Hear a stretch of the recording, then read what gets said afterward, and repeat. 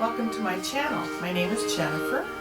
I'm a violist and I have recordings on this channel of hymns that I love, and I want to share with you also the background of some of those hymns. So this is a video just for the purpose of sharing with you about the song The Love of God. And I am reading to you from a book that I enjoy by Robert M. Morgan called Then Sings My Soul. This is actually volumes 1 and 2 in this version of it, and he's written some more books. I'll put a link to this down below. But I would like to read to you about The Love of God, which was written in 1917. This hymn was written in a citrus packing house in Pasadena, California, by a German-born Christian named Frederick M. Lehman. At 4, Frederick and his family had immigrated to America, settling down in Iowa.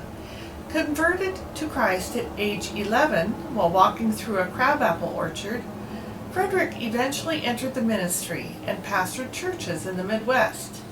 But his greatest love was gospel music, and he compiled 5 songbooks and published hundreds of songs.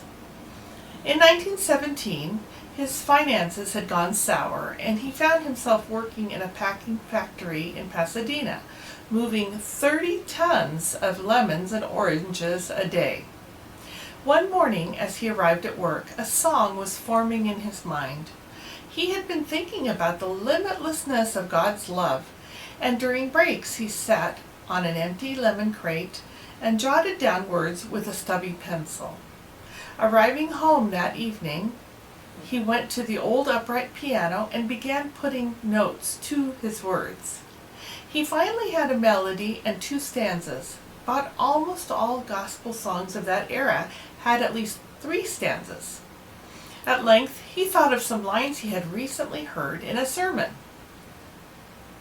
Could we with ink the ocean fill, and were the skies of parchment made, were every stalk on earth a quill, and every man a scribe by trade, to write the love of God above would drain the ocean dry, nor could the scroll contain the whole, though stretched from sky to sky.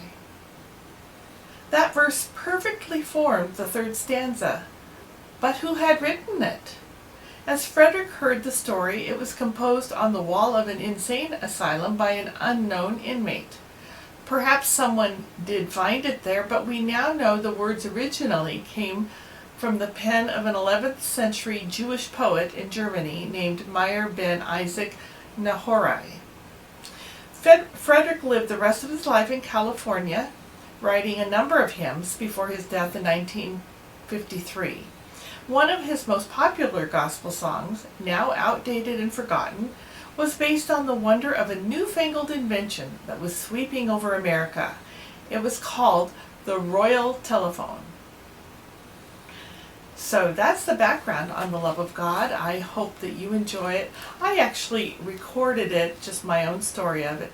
I have enjoyed and loved this song, and recently I decided to record it really in honor of twin granddaughters that were to be born the next morning. They were scheduled for a C-section in May, and late the night before I just felt like recording this song, just declaring the love of God over their lives. And so that was really my reason for recording it, and so I thought I would just share that with you also. Thank you for joining me today, and I hope you'll join me for the next video. Thank you. Bye-bye.